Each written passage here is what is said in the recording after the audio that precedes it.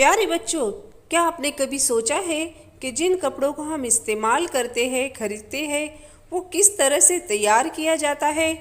कपड़ा बनता है धागे से।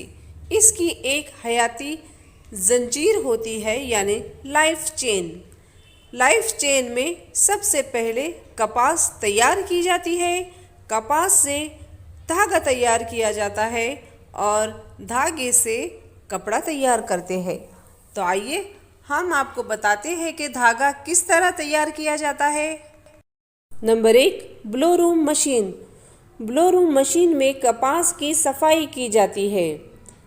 कपास के छोटे छोटे टुकड़े करके उसे साफ किया जाता है। अगर कपास में कोई चीज़ या गंदगी मौजूद हो तो उसे साफ किया जाता है और उसके छोटे टुकड़े बनाए जाते हैं। Number 2, carding machine. Carding machine में हम कपास के रेशों को अलग अलग करके उसे सीधा करते हैं। कपास में अगर छोटे रेशे मौजूद हो तो कार्डिंग मशीन के ज़रिए उसे अलग किया जाता है। Number 3, यूनिलैप machine. यूनिलैप में स्लाइवर में यकसानियत लाई जाती है। स्लाइवर को खींचकर कोमर मशीन में लगने चलने वाले लैप को बनाया जाता है और स्लाइवर में यकसानियत पैदा की जाती है। Number 4, comber machine.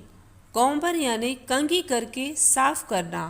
यहाँ यूनिलैप से बनाए गए माल को कॉम्बर मशीन में साफ करके स्लाइवर को अच्छी साफ सुथरी शक्ल दी जाती है, यानी स्लाइवर की कंघी की जाती है। Number 5, finisher drop frame machine. Finisher drop frame machine में स्लाइवर की क्वालिटी को चेक किया जाता है। यहाँ स्लाइवर की क्वालिटी में सुधार लाया जाता है ताकि हमें अच्छी क्वालिटी का धागा दस्तयाब हो। Number 6, speed frame. यहाँ स्लाइवर को स्पीड फ्रेम में खींचकर पतला करते हैं। इसे रोलिंग कहते हैं।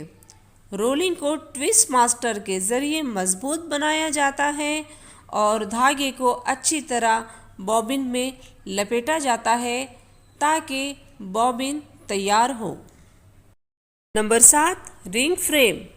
रिंग फ्रेम में रोलिंग को ड्रॉप देकर धागा तैयार करते हैं।